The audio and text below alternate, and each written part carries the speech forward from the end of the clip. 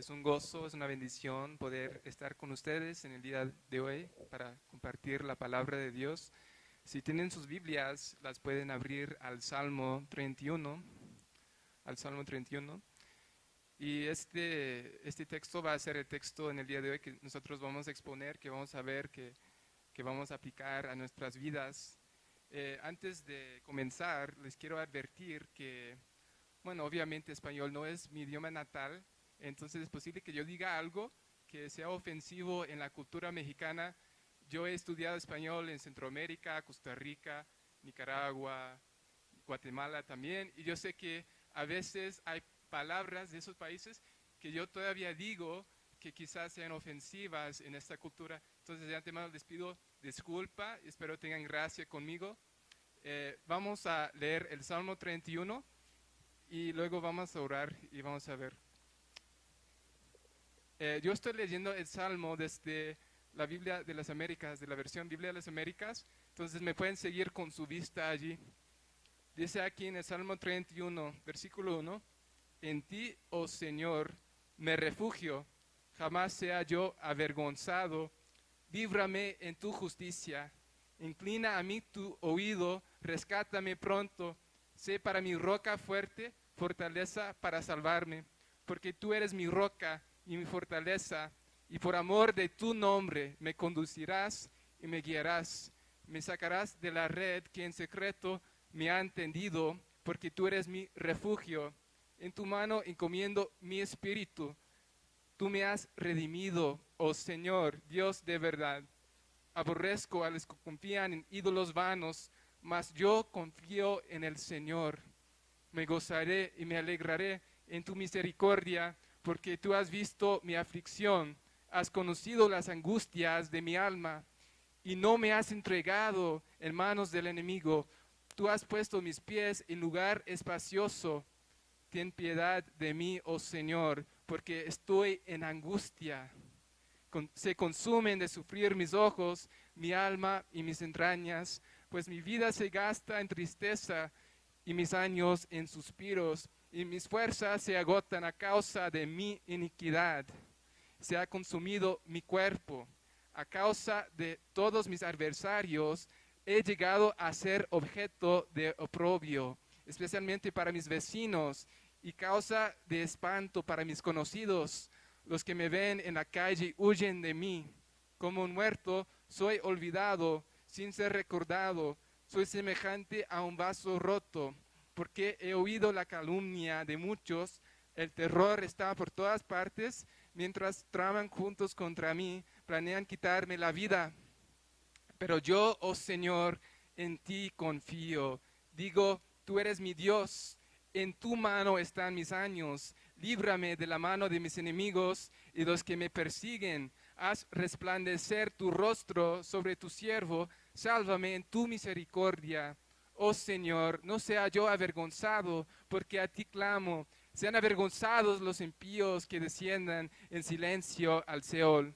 Enmudezcan los labios mentirosos, que arrogantes hablan contra el justo con soberbia y desprecio. Cuán grande es tu bondad, que has guardado para los que te temen, que has obrado para los que en ti se refugian, delante de los hijos de los hombres.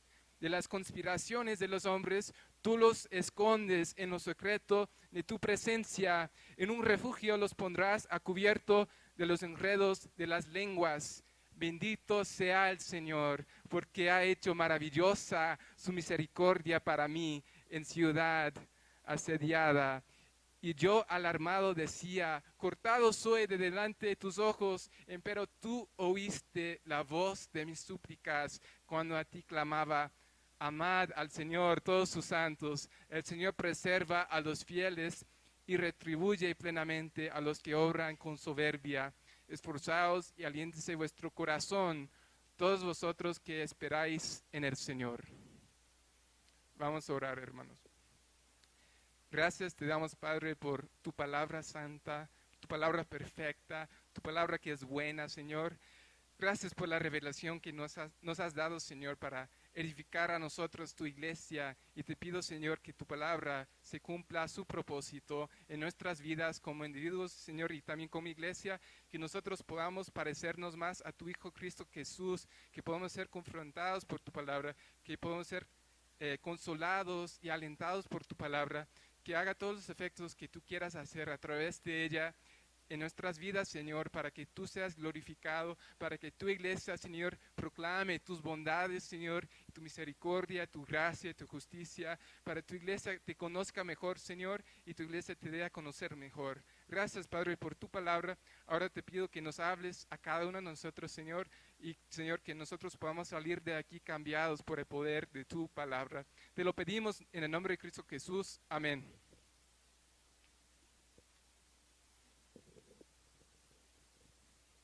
Bueno, yo pensaba titular este sermón, Pare de sufrir, pero luego me di cuenta de que el Salmo no estaba hablando de una persona que evitaba el sufrimiento, en cambio estaba hablando de una persona profundamente angustiada, que sufría mucho, y a lo largo de la historia de la iglesia cristiana, el sufrimiento ha sido común. El sufrimiento, la persecución ha sido normal. Nosotros vivimos en un día cuando no hay persecuciones. Gracias a Dios por eso. Gracias por la libertad que nos ha dado. Pero nosotros sabemos que a lo largo de la historia de la iglesia y de la historia del pueblo de Dios en la Biblia, siempre ha habido sufrimiento y siempre va a haber sufrimiento. Es una consecuencia de la caída del hombre, Génesis 3. Dios no hizo al hombre para que él sufriera en primer lugar, pero como consecuencia de su pecado, el hombre sufre. Y por consecuencia del pecado de otras personas, que ni siquiera es nuestra culpa a veces, nosotros sufrimos. En el año 1505 había un joven alemán que iba caminando por un bosque de noche, y este joven estaba asustado porque había una tormenta y de repente le llega un relámpago muy cerca de donde él estaba caminando. Se cae el relámpago y él se pone a rezar a una santa, a la Santa Ana, que supuestamente era la madre de María. Y este joven le dijo a la santa que él iba a ser monje si él llegaba con bien a su casa. Este hombre llegó con bien a su casa, entonces se puso a entrar al monasterio, se dice, ¿verdad? Y este hombre se puso a estudiar la Biblia. Ese hombre era un hombre motivado por miedo a la muerte, porque en ese tiempo había una plaga que mataba a todas las personas. Todos los días se levantaba con temor de morir y perecer eternamente en el infierno. Era su mayor temor. Este hombre se llamaba Martín Lutero, y en el año 1517 pegó las 95 tesis en la puerta de la iglesia, porque él había visto que en la Biblia, en la palabra de Dios, eso era muy diferente a lo que se estaba practicando en la iglesia católica en ese tiempo, que estaba oprimiendo a las personas con las indulgencias. Este hombre en el año 1521 estuvo delante de una gran cantidad de personas defendiendo su posición acerca de lo que dice la palabra de Dios. Una de las cosas que él defendía fue la justificación por la fe únicamente en Cristo. Estaba defendiendo la enseñanza principal del Evangelio, que nosotros somos declarados justos delante de Dios, no por nuestras obras, sino por la gracia de Dios y por fe en Cristo. Y él no quiso retractarse, pero él sufrió profundamente por sus convicciones. Y este hombre, a través de las angustias, llegó a conocer a Dios de una forma más profunda, de una forma más íntima, y escribió esta canción basada en el Salmo 46. Así es la letra: castillo fuerte es nuestro Dios, defensa y buen escudo. Con su poder nos librará en todo trance agudo. Con furia y con afán acósanos Satán. Por armas deja ver astucia y gran poder, cual él no hay en la tierra.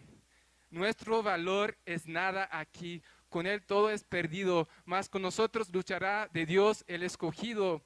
Es nuestro Rey Jesús, el que venció en la cruz, Señor y Salvador, siendo Él solo Dios. Él triunfa en la batalla.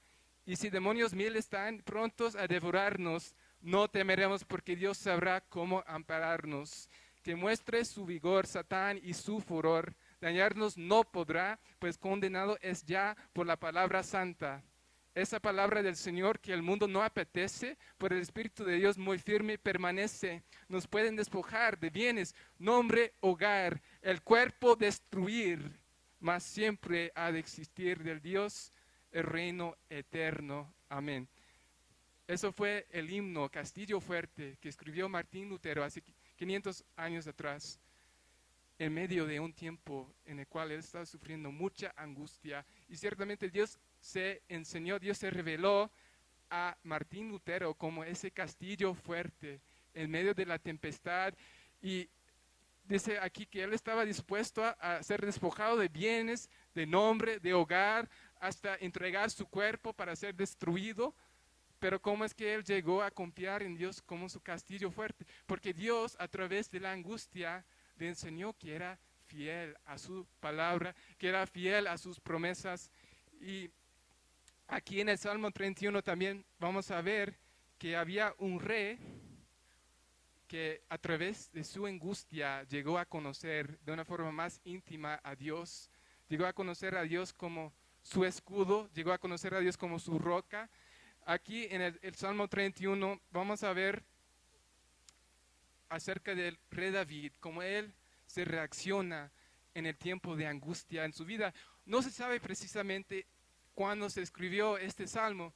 Hubo muchos periodos de la vida de David en los cuales él sufría por causa de su propio pecado a veces, él sufría por causa del pecado de sus hijos a veces, por causa del pecado de Saúl, el otro rey antes de él a veces. Y no se sabe precisamente cuándo se escribió este salmo, pero sabemos que este hombre es un hombre experimentado en dolor, en sufrimiento, en angustia. Sabemos que cuando él fue ungido como rey, él tuvo que esperar un tiempo porque Saúl seguía siendo rey y él estaba sometiéndose a la voluntad de Dios en medio de la angustia. El rey Saúl lo buscaba, lo perseguía para matarlo. El rey Saúl lo quería eliminar porque iba a ser el siguiente rey y él quería que su hijo fuera el siguiente rey. Entonces, cuando él tuvo la oportunidad de matar al rey Saúl, estaba en una cueva, el rey Saúl estaba usando el baño en la cueva y él tuvo la oportunidad de matarlo, pero no lo hace, nada más le quita un pedacito de su ropa para enseñarle que tuvo piedad de él. Tuvo otra oportunidad de matarlo y no lo hizo, aunque sus amigos más cercanos le estaban diciendo que mataran a Saúl.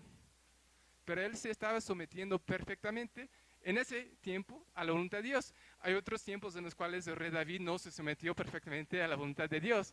Obviamente, él se quedó a dormir con Betsabé una noche con su vecina que vio bañándose ahí en el techo.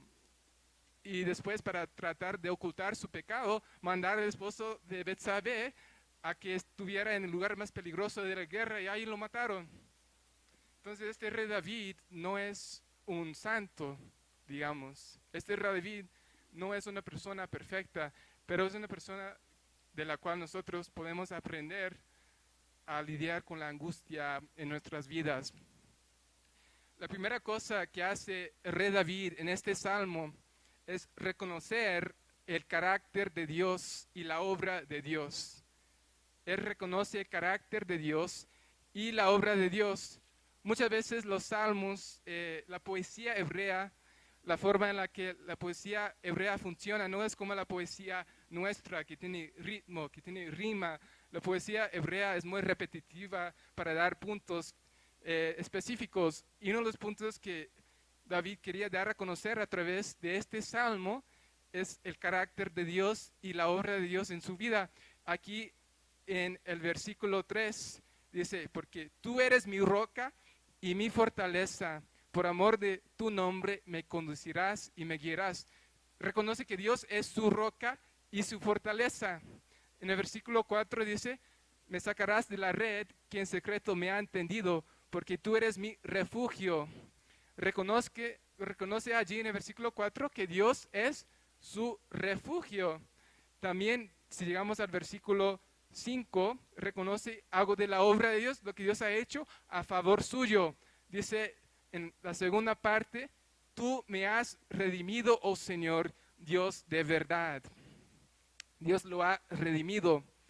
Reconoce otra cosa acerca del carácter de Dios en el versículo 5, Dios de verdad, o sea que Dios es veraz, Dios es un Dios de verdad. Reconoce otra cosa del carácter de Dios en el versículo 7, me gozaré, me alegraré en tu misericordia, porque tú has visto mi aflicción, has conocido las angustias de mi alma.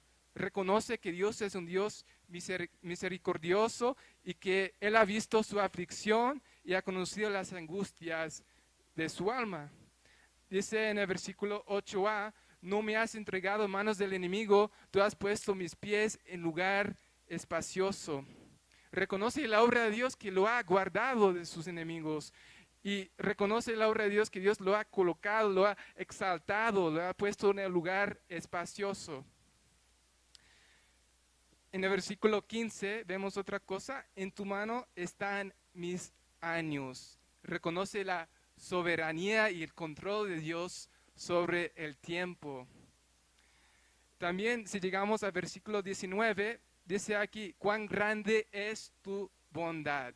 Reconoce lo bueno que es Dios, que Dios es bueno. Entonces, ¿qué está haciendo David en este salmo?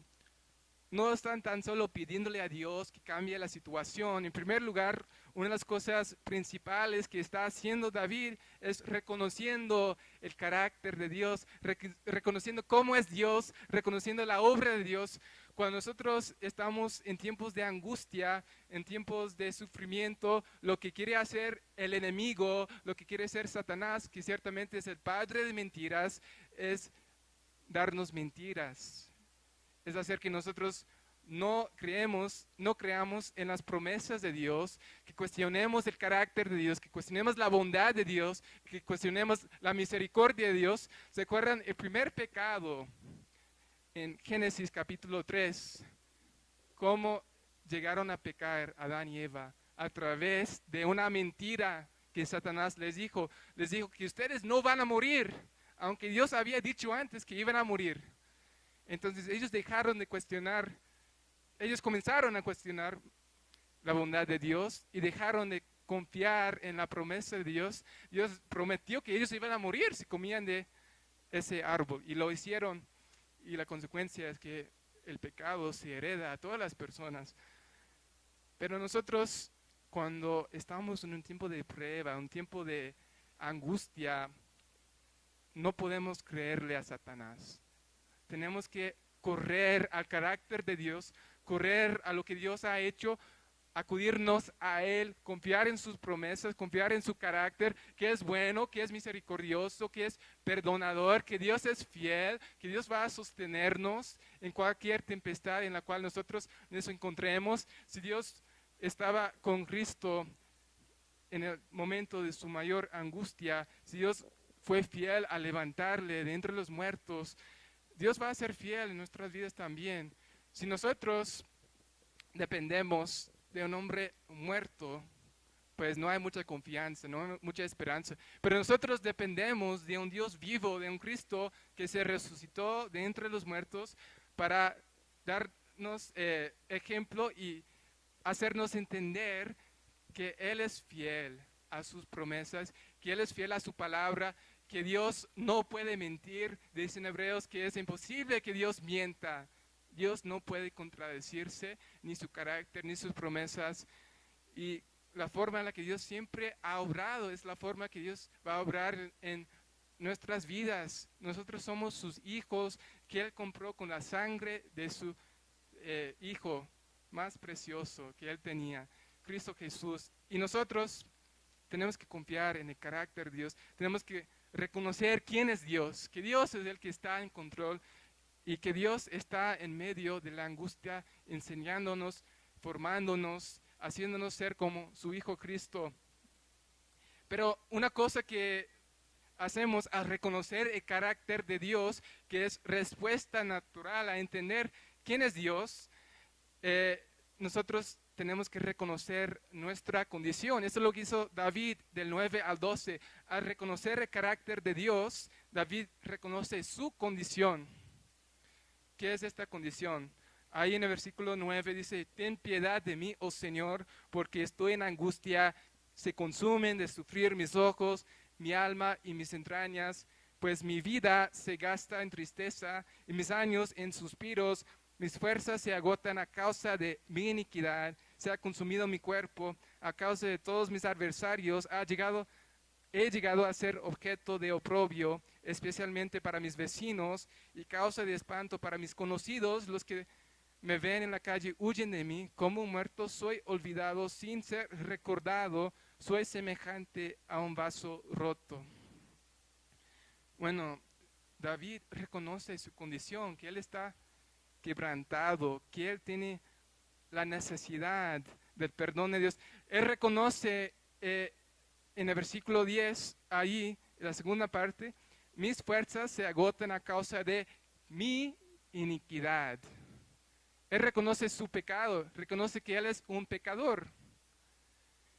Y la primera respuesta del hombre al ver al Dios verdadero de la Biblia, típicamente es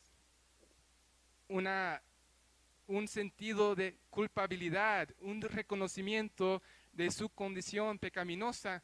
¿Se acuerdan en Isaías 6, cuando Isaías tiene la visión del Señor que está alto, que está sentado en el trono, que los ángeles están clamando, santo, santo, santo, es el Dios de los ejércitos, toda la tierra está llena de su gloria? ¿Cuál fue la reacción de Isaías? Él dijo, ay de mí, que yo soy un hombre de labios inmundos, o sea que yo soy un pecador y yo vivo en medio de un mundo con pecadores. Básicamente es lo que decía Isaías allí, a reconocer la santidad, la perfección, el carácter de Dios. Y a menos que nosotros reconozcamos el carácter de Dios, no tan solo su carácter de ser generoso, de ser bueno, de ser perdonador, de ser misericordioso, tenemos que reconocer que Dios es un Dios santo, que Dios es un Dios justo, que Dios es un Dios que tiene que castigar el pecado, que Dios es un Dios que no puede tolerar algo impuro en su presencia. Entonces, cuando nosotros reconocemos nuestra condición, reconocemos que somos pecadores, también reconocemos las consecuencias del pecado en nuestras vidas. David reconoció las consecuencias del pecado, lo quebrantado que estaba su vida, lo quebrantado que estaba su mundo, y nosotros tenemos que reconocer esas consecuencias del pecado. A veces son consecuencias de nuestro propio pecado y a veces son consecuencias del pecado de otras personas, pero una cosa clave para entender el carácter de Dios y responder adecuadamente a su carácter es que nosotros también tenemos que entender nuestra necesidad de perdón delante de Dios. David le pidió perdón a Dios en el versículo 9. Ten piedad, no dice ten piedad de aquellas personas pecaminosas, dice ten piedad de mí, oh Señor. Ten piedad de mí. Esto es algo esencial en la vida cristiana. Si usted no puede reconocer su necesidad de perdón, usted no puede ser cristiano. Si usted no puede reconocer lo pecaminoso que usted ha sido y lo que usted es, usted no puede ser reconciliado con Dios. Dice, vamos a ir rápidamente a Lucas capítulo 18 para ver un ejemplo de cómo Cristo nos enseñaba acerca de la necesidad de reconocer esto. Y tenemos aquí un contraste entre dos personas muy diferentes. Aquí en Lucas capítulo 18, del 9 al 14, es la parábola del fariseo y el publicano. Dice en el versículo 9, refirió también esta parábola a unos que confiaban en sí mismos como justos y despreciaban a los demás. Dos hombres subieron al templo a orar. Uno era fariseo y el otro recaudador de impuestos. El fariseo puesto en pie oraba para sí de esta manera: Dios, te doy gracias porque no soy como los demás hombres. Oigan, eso no es la forma en la que debemos orar. Gracias Dios porque yo no soy como Nigel, vendiendo jabones y engañando a las personas porque le está envenenando a los jabones. No, no lo está haciendo. Compren los jabones de Nigel. Pero imagínense, ¿no? Si yo tuviera esa actitud. Gracias a Dios porque yo no soy como tal persona. Yo no estoy reconociendo mi necesidad de perdón. Dice aquí: te doy gracias porque no soy como los demás hombres, estafadores, injustos, adúlteros, ni aun como este recaudador de impuestos. Yo ayuno 2 veces por semana. Dios no tiene que saber lo que tú haces. Dios ya sabe que estás ayunando, que estás leyendo, que estás orando. No tienes que destacar lo que estás haciendo para ganar una posición favorable delante de Dios. Y este fariseo lo estaba haciendo. Yo ayuno. Yo voy a la iglesia todos los domingos antes de las 12. Yo llego. O yo oro todas las noches por la siembra de la iglesia de Nigel a las 10 de la noche. ¿No? Podemos decir cosas así y jactarnos en lo que estamos haciendo, en nuestra actividad religiosa. Pero esas cosas no pueden hacer que heredemos el reino de Dios. Dice aquí: yo ayuno 2 veces por semana y doy diezmo de todo lo que gano. Pero el recaudador de impuestos, de pie y a cierta distancia, no quería ni siquiera alzar los ojos al cielo. Él había visto al Dios verdadero, había visto la santidad de Dios, se había dado cuenta de su pecado y dice, pero el recaudador de impuestos de pie a cierta distancia no quería ni siquiera alzar los ojos al cielo, sino que se golpeaba el pecho diciendo: Dios, ten piedad de quién, de mí, ten piedad de mí, un pecador. Lo mismo que decía David: ten piedad de mí. De mí. Os digo que este descendió a su casa justificado, o sea, el recaudador de impuestos fue justificado, pero el fariseo no, aquel no, porque todo el que se ensalza será humillado, pero el que se humilla será ensalzado. Dios no está buscando que tengas soberbia en tu corazón acerca de lo buena que tú has sido. Cuando tú te encuentras con el Dios de la Biblia, está buscando un corazón quebrantado. Él está buscando un corazón que reconozca su condición. Y Dios usa la angustia para que nosotros nos demos cuenta de nuestra necesidad de Él. El jueves pasado, en una misión que hemos comenzado en la colonia agrícola oriental, llegó un hombre que se llama José, un señor de 65 años. Nos dijo que llegó allí porque fue a la iglesia católica y les contó a los sacerdotes lo que le había pasado y lo mandaron corriendo, se burlaron de él. Es lo que dijo. Luego dijo que fue a hablar con los policías y los policías le dijeron que fuera a la misión, que ellos conocían la misión. Y él llegó a la misión y resulta que su esposa lo había abandonado con su hermano, este hombre de 65 años, que tenía 40 años de casado con ella.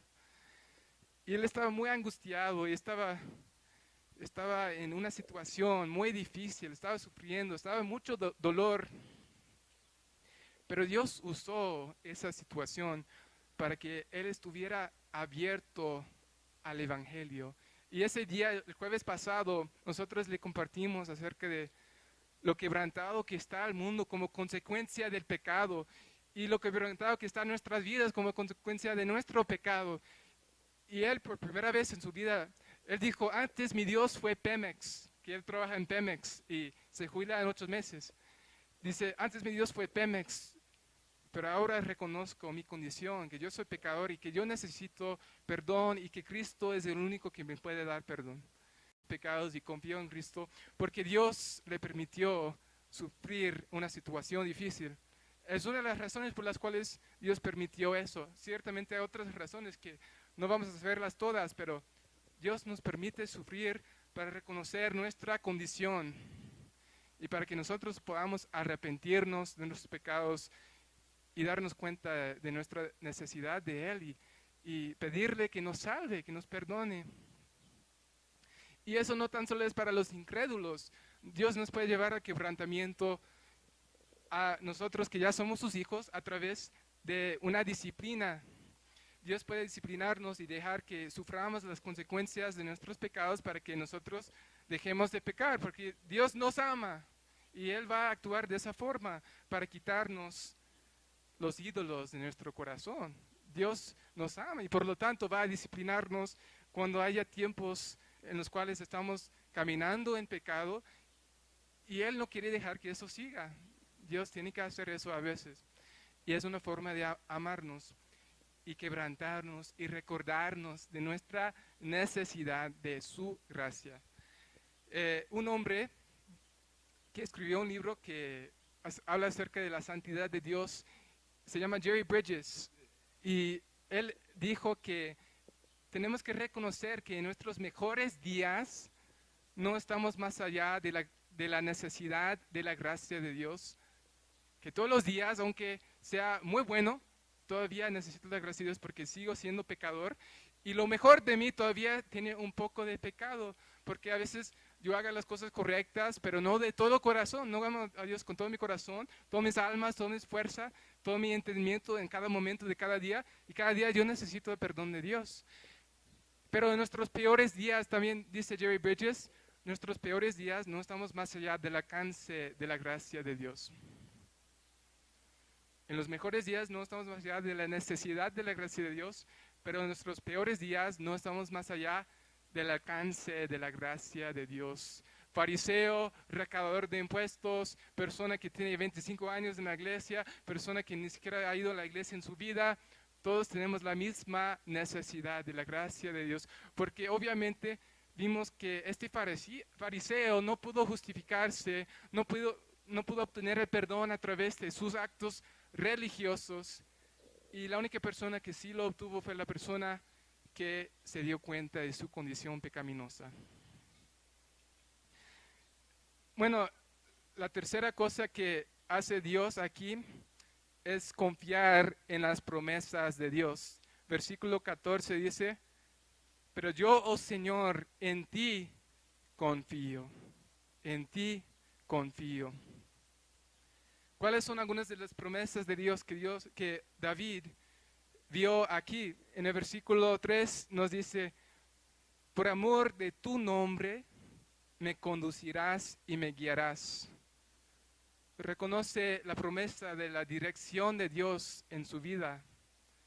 Reconoce que él no entiende por qué está pasando por estas angustias, pero reconoce que Dios lo va a guiar. Es lo único que él necesita, es la guía de Dios, la dirección de Dios. También reconoce en el versículo 4, me sacarás de la red que en secreto me ha tendido, porque tú eres mi refugio. Ahí reconoce que Dios va a intervenir, confía en la promesa de la intervención de Dios. En el versículo 19a dice, cuán grande es tu bondad que has guardado para los que te temen. Confía en la promesa de la bondad de Dios para los que le temen. Eso es una promesa condicional. Depende si la persona está temiendo a Dios para que Dios pueda dar su abundancia de una manera que el hombre experimente esa bondad y esa abundancia. Tenemos que temer a Dios, caminar en los caminos de Dios para experimentar sus bendiciones en nuestras vidas. No estoy hablando acerca de para obtener la salvación. Dios pagó la salvación con Cristo para tener la bendición de una comunión íntima con Dios, de experimentar su bondad de una manera real y íntima en nuestras vidas. Tenemos que temer a Dios. Y David confió en esta promesa. Él estaba temiendo a Dios y confiaba en su bondad. Nosotros vivimos en un tiempo diferente que David, y David tenía algunas promesas específicas para él, pero nosotros también tenemos promesas de dirección, de intervención, de bondad. La dirección Dios nos ha prometido todos los días a través de su Espíritu Santo. Dios no nos ha dejado como huérfanos, Él nos ha adoptado como sus hijos y nos ha colocado su Espíritu dentro de nosotros. Y eso es un sello que Dios no va a quitar.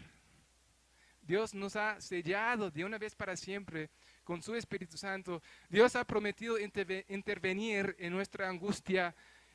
Quizás no se acabe la angustia en esta vida terrenal, pero tenemos la promesa que un día no va a haber más llantos en el cielo. Y si Dios nos da la intervención en esta vida, gloria a Dios, pero no es una promesa que Dios da en esta tierra, porque es una tierra que sigue manchada de pecado, es una tierra que sigue con las consecuencias de la caída de Adán. Y siempre va a haber quebrantamiento, siempre va a haber tristeza, dolor en la tierra hasta que Cristo venga. Pero nosotros tenemos la promesa que Cristo viene y va a intervenir y va a llevar a su pueblo para estar con Él eternamente, donde no hay necesidad de ir al hospital, donde no hay necesidad de cárceles, donde no hay necesidad de policías, donde no hay necesidad de gobiernos. Dios va a ponernos en ese lugar cuando Él intervenga en la venida de su Hijo. Dios nos promete la bondad. Y la bondad, cuando le tememos a Él, no siempre es a través de la bendición material. Los apóstoles, ellos murieron. Todos los apóstoles murieron, menos uno por causas que estaban más allá de su voluntad. Solamente Juan murió por causas naturales. Los demás murieron por causas de martirio. Y ellos experimentaron la bondad de Dios. Ellos siempre estaban gozosos, ellos estaban cantando en las cárceles, ellos estaban alabando a Dios en medio de la prueba. Y nosotros tenemos la promesa de la bondad de Dios. Si nosotros le buscamos, si nosotros dependemos de Él, si nosotros nos refugiamos en Él, si nosotros lo tememos. Y en respuesta a lo que Dios le ha mostrado a David en su carácter, en su obra, en su condición, en las promesas de Dios, entonces David ora a Dios y le pide a Dios que no sea avergonzado, le pide que sea librado en la justicia de Dios, le pide que Dios incline su oído a él, le pide que sea rescatado pronto, le pide que sea su roca fuerte, le pide que tenga piedad de él, le pide que le libre de la mano de sus enemigos, le pide que haga resplandecer su rostro, le pide que lo salve en su misericordia, le pide que los impíos sean avergonzados y le pide que los labios mentirosos se enmudezcan. Esas son las peticiones de David. Y David no tan solo pide, la cuarta cosa o la quinta cosa que David hace aquí es que David actúa. David actúa. David se refugia en Dios. Versículo 1 dice, versículo 1 dice, en ti, oh Señor, me refugio. Noten que esperar en Dios, confiar en Dios no es nada pasivo, es algo que hacemos activamente. David lo estaba haciendo activamente, se estaba refugiando en Dios.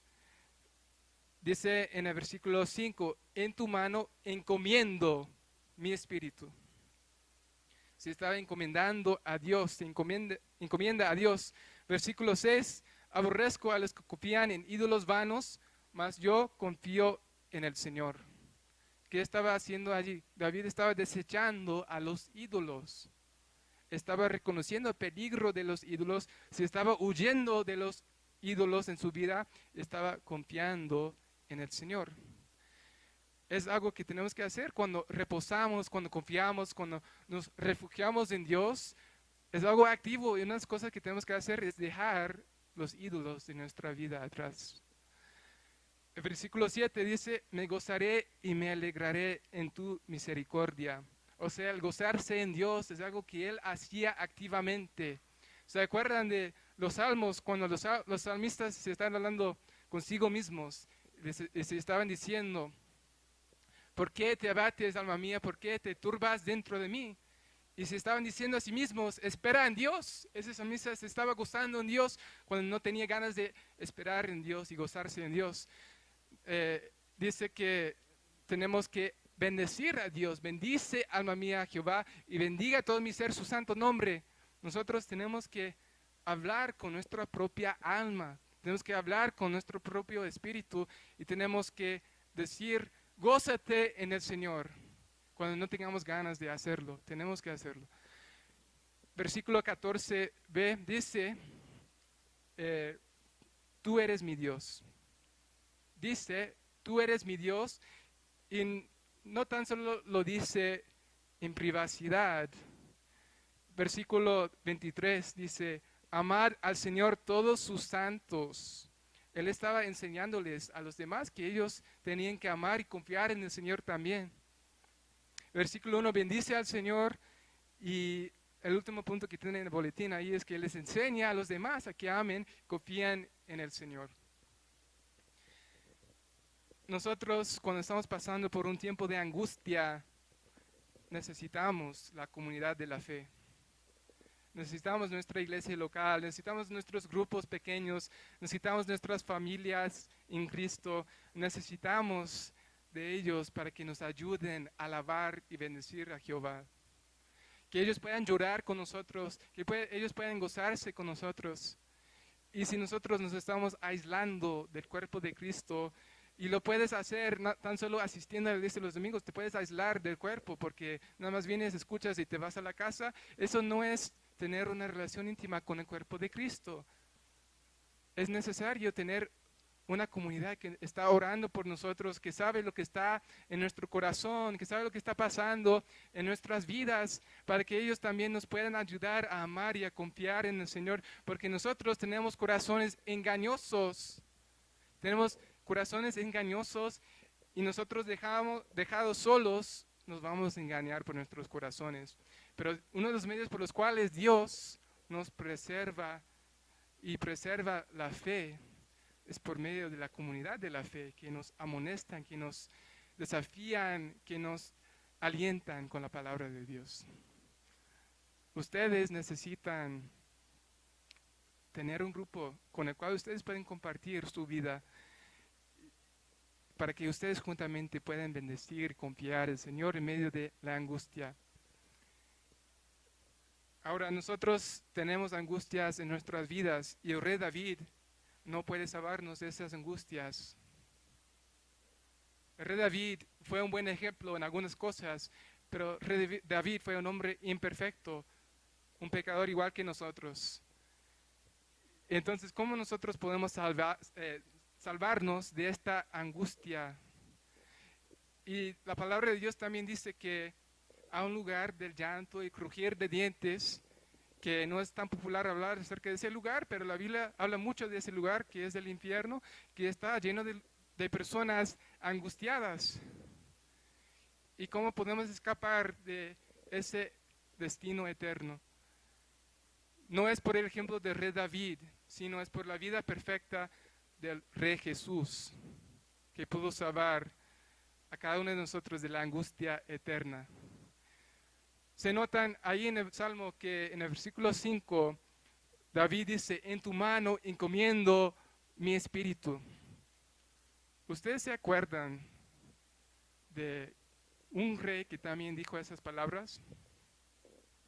El rey Jesús, cuando estaba sufriendo en la cruz y estaba pagando el precio de nuestros pecados. El rey Jesús le encomendó a Dios su espíritu. Y él fue aplastado bajo la ira de su padre. Dice en Isaías 53 que Jehová quiso quebrantarlo. Dios quiso que ese hombre, que su hijo fuera quebrantado, fuera aplastado en la cruz. ¿Por qué? Porque nosotros somos pecadores y es el precio de nuestro pecado, su ira, el castigo. Y Cristo estaba muriendo en nuestro lugar. El rey David tenía a sus amigos que se estaban huyendo de él, sus vecinos que lo estaban rechazando, quizás por cosas que él merecía, quizás por su propio pecado, pero el rey Jesús estaba en la cruz sufriendo. Sus amigos lo estaban rechazando, lo estaban abandonando. Judas le traicionó, le entregó. Pedro le estaba negando justo antes de la cruz. Un joven, quizás Marco, algunos dicen, se oyó desnudo y Cristo estaba allí en la cruz, orándole a Dios, pidiéndole, preguntándole, orando otro salmo, ¿por qué me has desamparado, Padre? Su padre le desamparó. Fue aplastado bajo la ira de Dios. ¿Por qué? Cristo hizo esto. Se estaba sometiendo a la voluntad de Dios. Él no quería hacerlo. Vemos en Getsemaní. Pasa de mí esta copa. Si fuese posible, pase de mí esta copa. No se haga mi voluntad sino la tuya. Adán en el Edén, él actuó pensando de esa forma. No se haga tu voluntad, Dios, sino la mía. Y ellos pecaron. Y cada uno de nosotros merecemos ser avergonzados eternamente. Merecemos estar en un lugar de angustia eterna por nuestro pecado. Pero Dios es tan amoroso que Dios pudo sostener su justicia y su amor a la vez cuando Cristo murió en la cruz, pagando el precio de nuestros pecados y muriendo en nuestro lugar y sufriendo la angustia que nosotros merecíamos sufrir para que nosotros pudiéramos llegar a ser hijos de Dios, hijos de su misericordia, hijos de su gracia. Dice en Efesios 2 que nosotros fuimos hijos de la ira, lo mismo que los demás, pero Dios, que es rico en misericordia, Él nos resucitó juntamente con Cristo y nos hizo sentar en los lugares celestiales juntamente con Cristo, para mostrar en los siglos venideros las abundancias de su bondad para con nosotros. Dios es bueno y Dios ha dado una respuesta a nuestra angustia. Esa respuesta no es el rey David. El rey David no es el rey de la gloria. Cristo es el rey de la gloria. Cristo es el rey que vivió la vida perfecta, sin pecado, y murió en la cruz una muerte que no merecía, para que nosotros pudiéramos ser reconciliados con Dios. Entonces, ¿qué vamos a hacer nosotros en respuesta a lo que Dios ha hecho a favor nuestro? Si nosotros no estamos experimentando la bondad de Dios en medio de la angustia, es posible que tengamos ídolos en nuestras vidas en los cuales estamos confiando. ¿Cuál es la primera cosa a la cual tú te acudes en un tiempo de angustia, en un tiempo de necesidad? Es muy probable que esa cosa sea tu ídolo, porque tu felicidad, tu gozo está dependiendo de esa persona, esa cosa. Puede ser una persona, puede ser una cosa.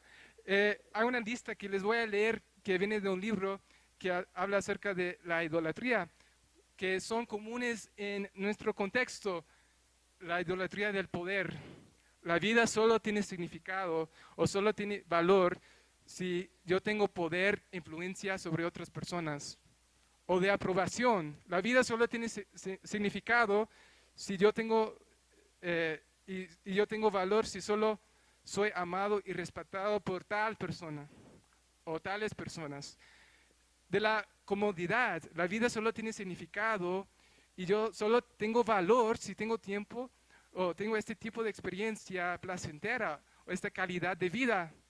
De la imagen solo tiene significado si tengo un tipo particular de imagen.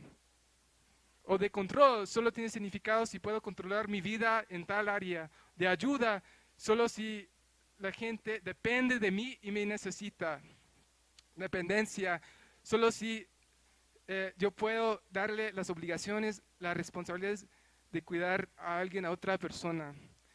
Si yo dependo de otra persona. Idolatría del trabajo. La vida solo tiene significado si soy muy productivo y hago mucho.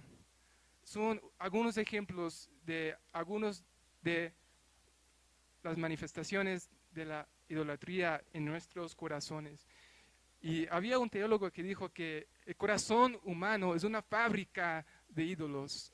Aún para nosotros, los hijos de Dios, a veces colocamos a alguien o otra cosa en el lugar que le corresponde a Dios.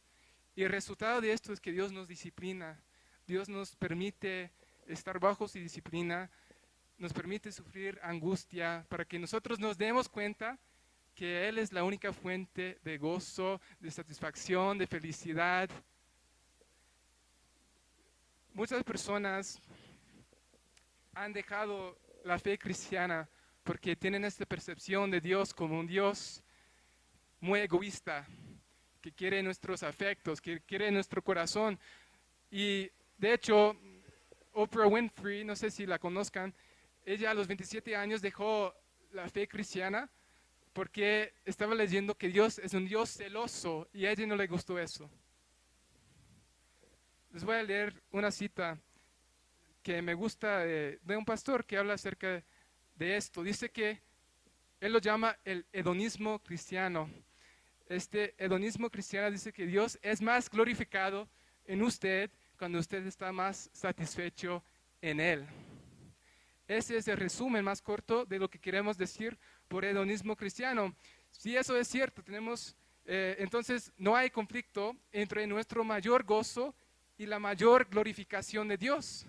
De hecho, no hay conflicto entre nuestra felicidad y la gloria de Dios, sino que su gloria resplandece en nuestra felicidad, cuando nuestra felicidad está en Él. Y como Dios es la fuente de mayor felicidad, y como es el mayor tesoro del mundo, y como su gloria es el don más satisfactorio que Él podría darnos, entonces lo más amable y amoroso que podría hacer es revelarse a sí mismo, exaltarse a sí mismo y vindicarse a sí mismo para nuestro gozo eterno.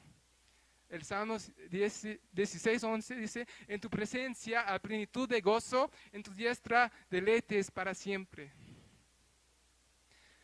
Dios quiere nuestros corazones, no porque Dios sea un Dios egoísta, porque Dios sabe que la exaltación de su nombre en nuestras vidas es la única cosa que nos puede traer satisfacción eterna, duradera, gozo, felicidad, y nos puede dar un gozo más allá de las circunstancias de la vida. Si usted nunca ha confiado en Cristo como tu único refugio, como la única respuesta a tu angustia, como consecuencia de tu pecado, hoy es el día para que confíes en Él. Si tú eres un cristiano que no está caminando con el Señor, hoy es el día que dejes atrás esos ídolos de tu corazón y que te refugies en Cristo y únicamente en Cristo, porque Él quiere mostrarte los deleites, Él quiere mostrarte su bondad, Él quiere demostrarte lo satisfactorio que es caminar con Él.